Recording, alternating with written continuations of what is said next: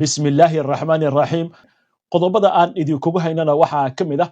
madaxweynaha Mareykanka Donald Trump ayaa ku andacoonaya in Mareykanka iyo Israa'iil ay wadaan qorshe ay wax kaga qabanayaan Mareyka Gaza muxuu yahay qorshahani faahfaahin baan idinkaga haynaa iyadoo dagaalo culusna ay socdaan xoogagga iska caabinta ee Falastiiniyiinta ayaa ka warbixiyay howlgalladii ugu dambeeyay ee ay ka fuliyeen Mareyka Gaza iyadoo docdo kalena Israa'iil ay sii wado duqeymaha aan kala sooca iyo kala joogsiga lahayn in ka badan 80 qof ayaa la sheegayaa tan iyo saakay waa barigii in lagu dilay meel kala duwan oo ka mid ah Mareyka Gaza ururka Hamas ayaa si adag uga falceliyay hadallo ka soo yeeray wasiirka xaq jirka ah ee maaliyadda ee Israa'iil dalka Mareykankana waxaa ka taagan caro weyn oo la xiriirta hadal uu jeediyay mid kale oo ka mid ah wasiirada Israa'iil oo isna lagu tiriyo inuu ka mid yahay kuwa ugu xaq jirsan dalka Liibiya ugu yaraan 20 muhaajiriin ah ayaa meydkooda la helay halka 50 kana la la'yahay kadib markii ay la qarraqatay doonidii ay siteen ama ay ku safrayeen ruushkuna waxa la sheegayaa in uu sheegayo in reer galbeedku ay ka shaqeynayaan in la bedelo madaxweynaha Ukraine Volodymyr Zelensky wararkan iyo qodobo kale iyo faahfaahin la xiriirta falanqaynta iyo sidoo kale wixii warah ee soo kordha intaynu hawada ku jirno ayaan idinkugu soo gudbinaynaa barnaamijka wararka caawa soo gudbinta barnaamijkan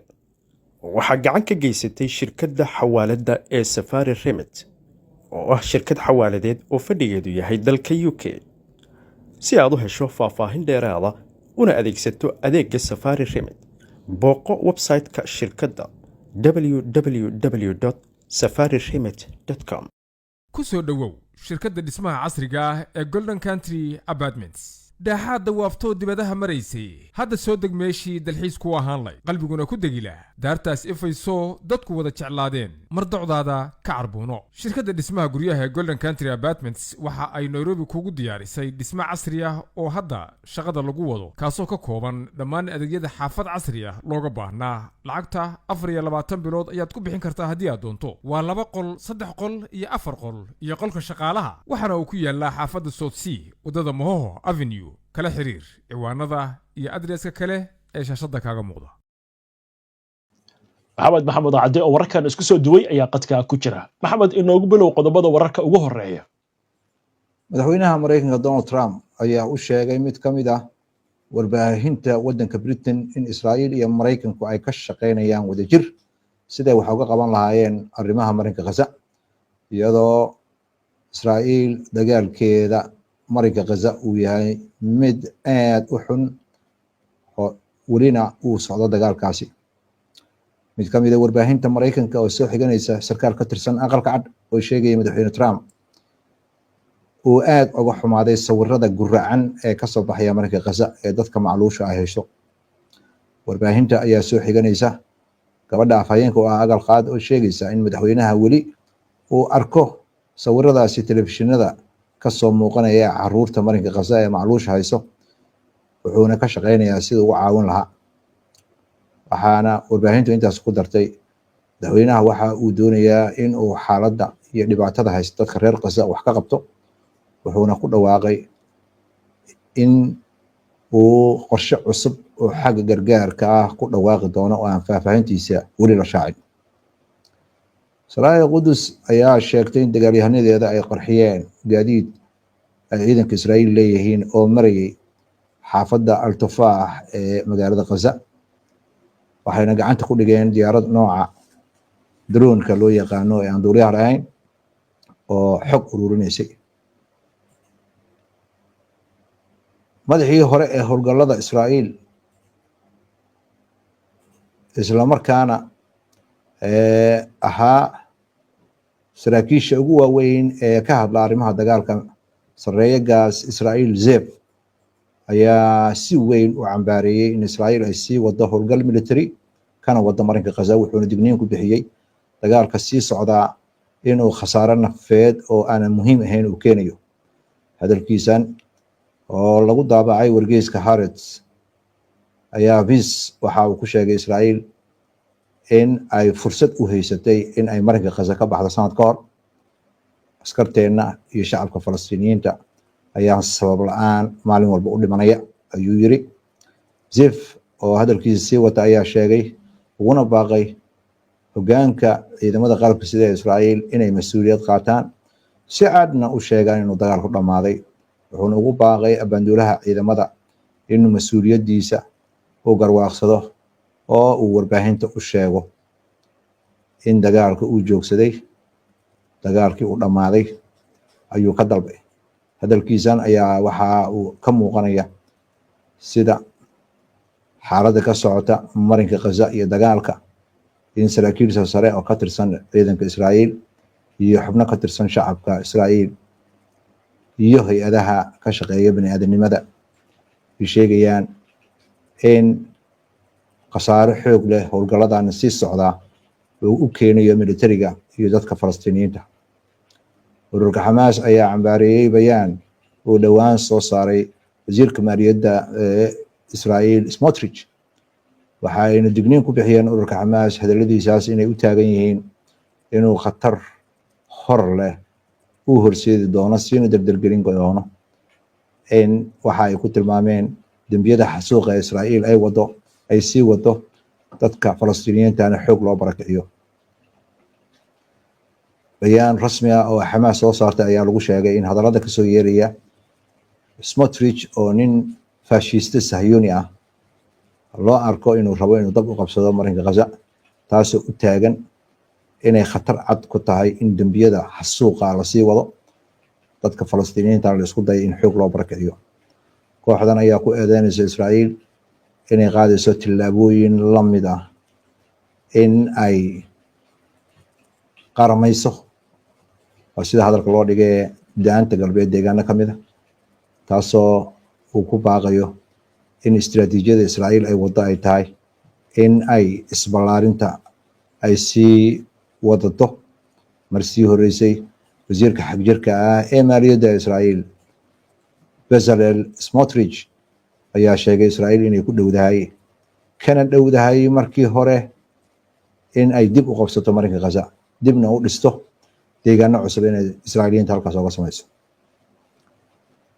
wargeyska la yiraahdo Israa'iil Yom ayaa ku waramaya in Mareykanka ay niyad xoog la ka hayso hadallada guracan ee ka soo baxay wasiirka dhaqanka ee Israa'iil Amiji Eliyahu oo u muuqda inuu sheegayo ama tilmaamayo in Gaza oo dhan cagta la mariyo oo la tirtiro. ilo arrimahani la socda ayaa sheegay in saraakiil sare oo Mareykan ah ay si aada uga caroodeen hadalka uu wasiirkaasi Israa'iiliga sheegay waxayna u muuqataa inay xaaladda dab ku sii shidayso waxyeello weyn u geysanayso dadaalka diblomaasiyadeed ee uu Mareykanku wado. warbixintan ayaa waxaa sidoo kale dabool ka qaadaysaa in safiirka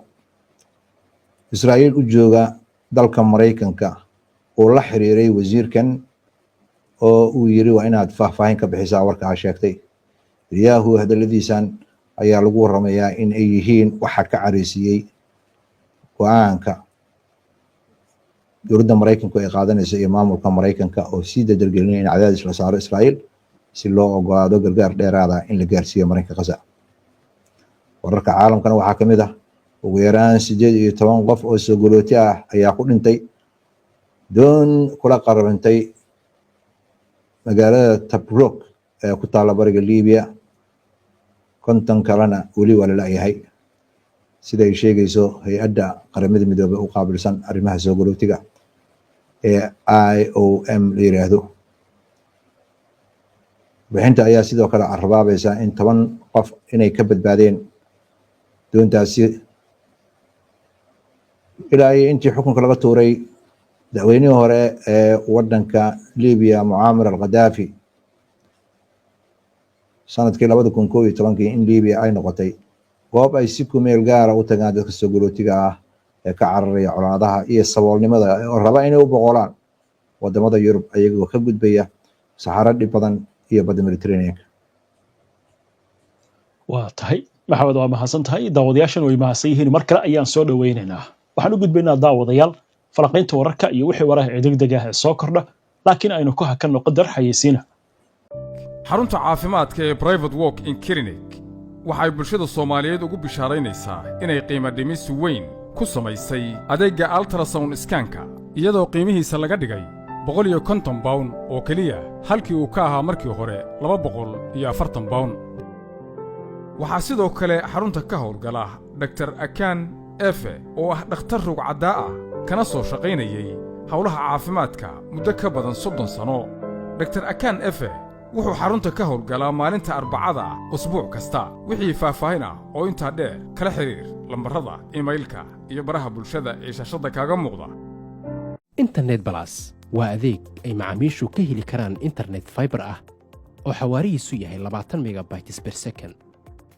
ayna la socdaan rasiifar ay ku jiraan in ka badan 4,000 oo kanaal iyo 100 daqiiqado oo ah ku hadal bilaash ah.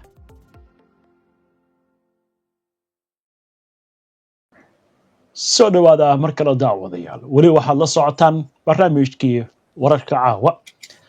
maxamed aan ku bilowno hadalkan Trump ka soo yeeraya muxuu maldahayaa Trump hadda ka horna wuxuu yiri heshiiska xabajoojinta lagu raadinayay waa burburay waxaan ka fakaraynaa ikhtiyaaraad kale. xoogagga iska caabinta Falastiiniinta waxay sheegeen in hadalkaas ay u fasiranayaan Mareykanka dagaalka toos inuu soo galayo walow ay ku eedeynayaan inuu si dadban ugu jiro, laakiin waxay yiraahdeen howlgal inay wada jir u fuliyaan Mareykanka iyo Israa'iil ayaan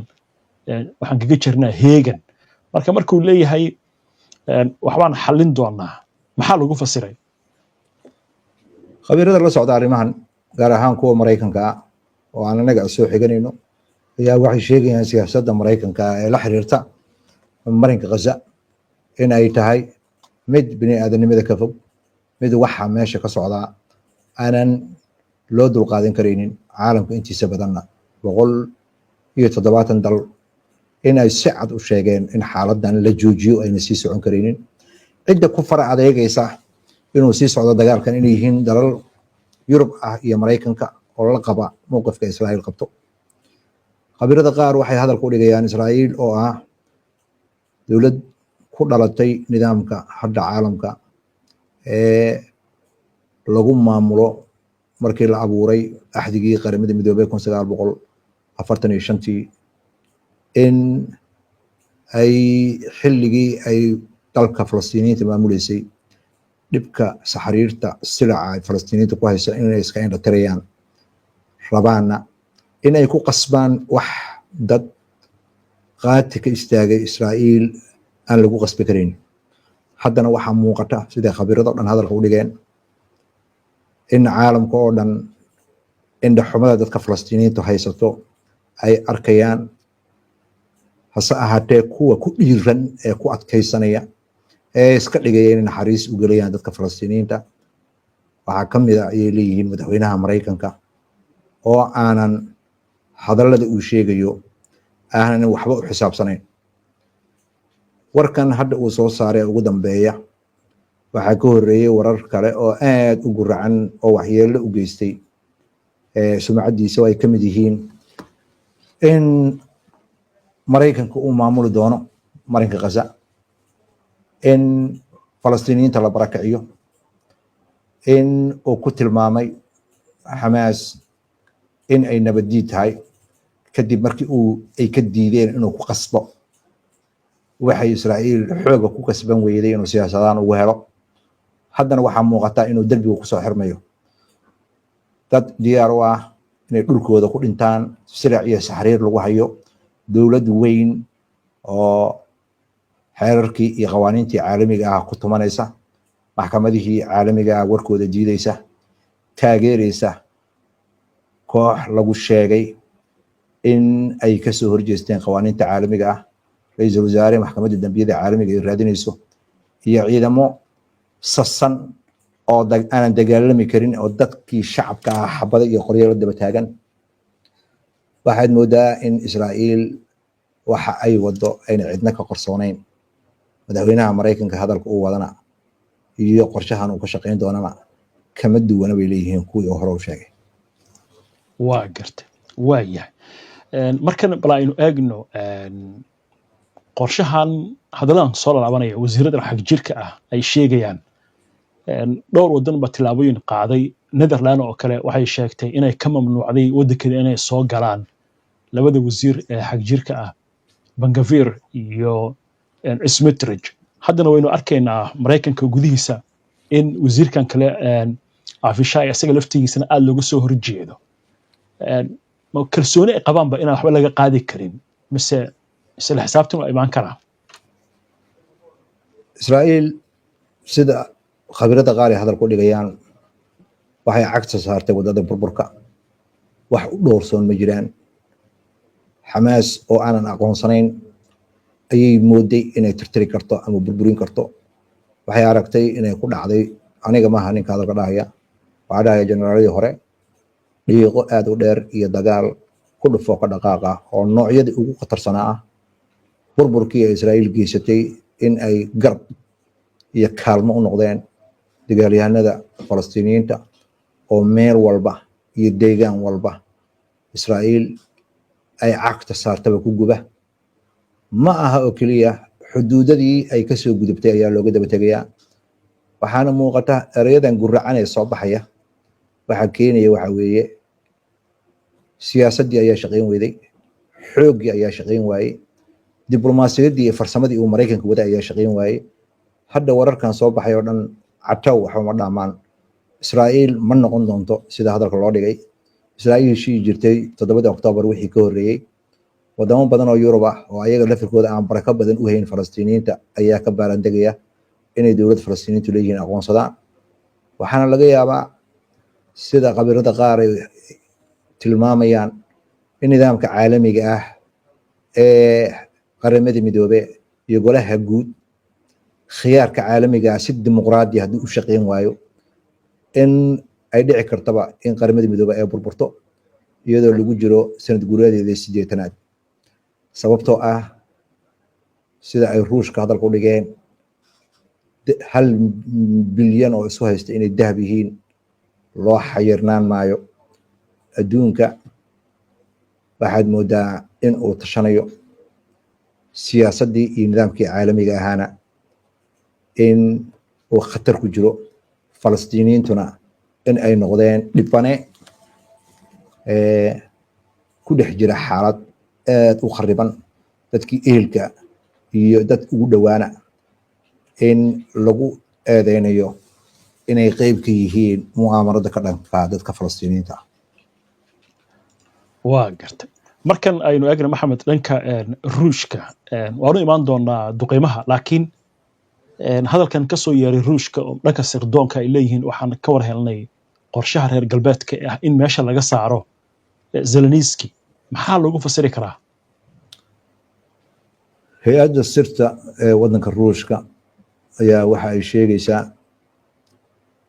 in wadaxaajood la wado la rabo in lagu bedelo madaxweynaha wadanka Ukraine Volodymyr Zelensky hay'addan ciidamada sirka ee Ruushka laga leeyahay ayaa wadaxaajoodkaasi ku sheegtay in ay ka qayb qaateen abaanduulaha dowladda Ukraine Andriy Yermak madaxa ciidamada sirta ee Ukraine Kirylo Budanov iyo sidoo kale abaanduulaha hore ee ciidamada qalabka sida Ukraine iyo ninka hadda safiirka uga ah wadanka Ukraine magaalada London ee dalka Britain Valery Zelensky ciidamada sirta ee Ruushka ayaa ku waramaysa in dowladda Mareykanka iyo Britain ay mar hore go'aansadeen inay safiirka wadanka Ukraine u fadhiya wadanka Britain Valery Zelensky in loo magacaabo jagada madaxweynenimada wadanka Ukraine waxaana intaas lagu daray waxaa la rabaa in la bedelo Zelensky waxayna qayb ka tahay baa leeyahay in dib loo qaabeeyo xiriirka Ukraine ay la leedahay wadamada reer galbeedka gaar ahaan dowladda Mareykanka waa gartay waaya dhinaca kale wararka iyaga waxa maanta ku jirtay warbixin kale oo la xiriirta duqeymaha Ruushka ee ku hayay Ukraine ilaa 60 qof baa la sheegay dhimasho dhaawac inay soo gaareen magaalada caasimadda iyo magaalooyin kale waxaana muddaha in duqeymuhu hadda ay noqdeen kuwa xoogan maxaa ugu wacan duqeymahan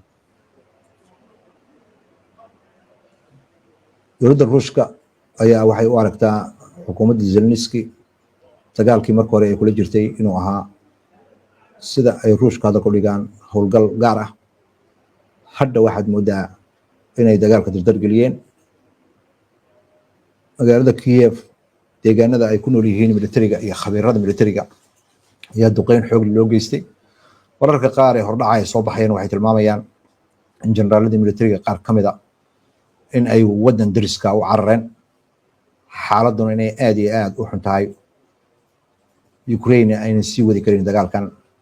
marka laga gudbo wararka ka soo yeeray wadamada reer galbeedka waa gartay dhinaca kale waxaynu sii daynay maanta hanjabaad uu jeedinayo madaxweynihii hore ee ruushka imikan ah gudoomiye ku-xigeenka golaha amniga qaranka Dmitry Medvedev inkastoo uu ka jawaabayay hadalkii xalay barnaamijyadan aan ku sii daynay Trump uu digniinta ku siinayay ruushka haddii dagaalkan uusan joojin in xaaladdu isbedeli karto maxaa sidoo kale arrintan lagu fasiraya gaar ahaan hadalladan ka soo yeeraya ruushka khabiirada wadanka Mareykanka waxay ku tala bixinayaan in madaxweynaha Mareykanka marka uu ka hadlayo wadanka ruushka inuu xeriyada uu ku hadlayo ay noqdaan ereyo loo qaateena oo u qalma madaxweyne ruushka madaxweyne ee Mareykanka wadanka ruushka sida uu Sachs hadal ku dhigayo waxaa lagu jiraa daqiiqadii ugu dambeysay ee dagaalka saddexaad ee adduunka Trump oo ereyo guruucan uu isticmaalayo aniga aan ku soo celin kareynin ayuu leeyahay waa inuu ka fiirsadaa ereyadu isticmaalayo waxaa habboon in arrimahan si hoose looga hadlo inaan idaacadaha lala soo fariisto hadallo aanan soconayn oo uu ogsoon yahay madaxweynaha iyo la taliyaashiisa iyo ciidamada qalabka sida ee wadanka Mareykanka ay ogsoon yihiin ayuu ku nuuxnuuxsaday dhinaca ruushka marka laga fiiriyo waxaa moodaa ruushka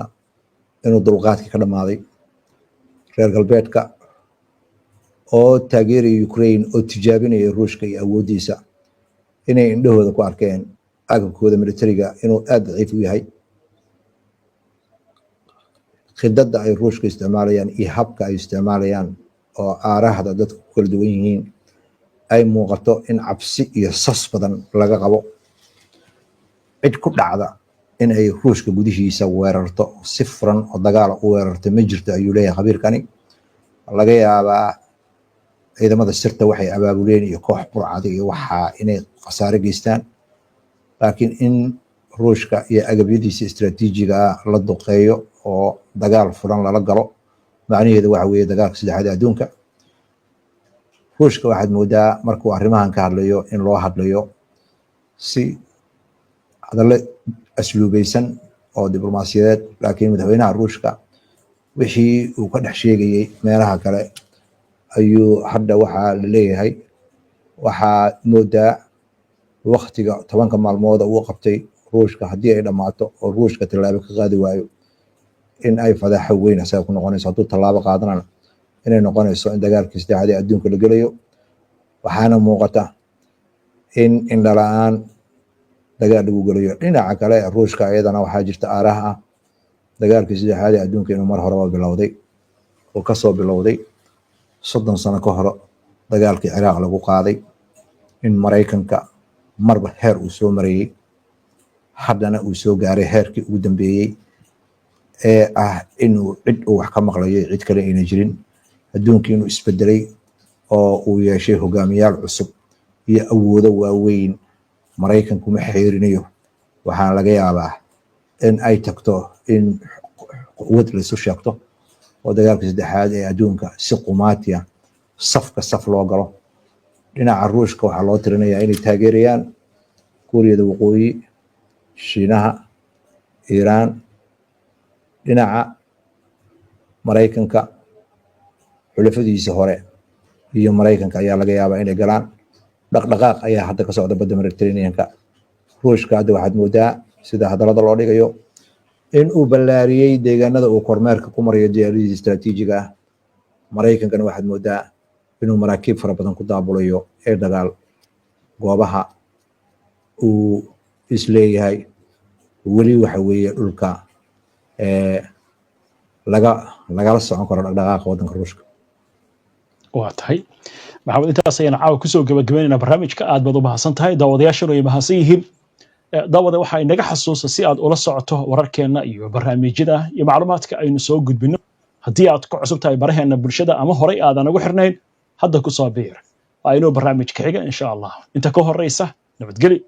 ku soo dhowow qaari online. qurba joogta dadkaygu barashadii qur-aanka iyo qalinkii aqoonta oo online lagu qorsheeyo qadka haatan laga helo. waa qaari online. qabso oo hadalkaygu waa qaari noqo oo qur-aanka ku baro online. waa ubadkoo qurba jooga qadka iyo internetka casharadaha ka qaateene u kaalaya qaari online. qaari online waxa uu diyaar idinla yahay barashada maadooyinka qur-aanka kariimka, higaadda iyo asaasiyaadka diinta islaamka, iyadoo ardaygu uu helayo hal wiig oo tijaabo ah inta uusan arday si rasmiya uga noqon xarunta. taasoo ah waxyaabaha ay gaarka la yihiin macallimiintu waa khuburo. macallinka ugu yarna waxa uu leeyahay 5 sano oo khibrada. waalidka ubadku u dhigtaan isagana free wuu ku baran karaa haddii uu u baahan yahay. iyaduna waa fursad kale oo waalidku uu ka helayo qaari online. haddaba si aad uga faa'iidaysato casharada qaari online, la xiriir ciwaanada iyo telefoonnada shaashadda kaaga muuqda.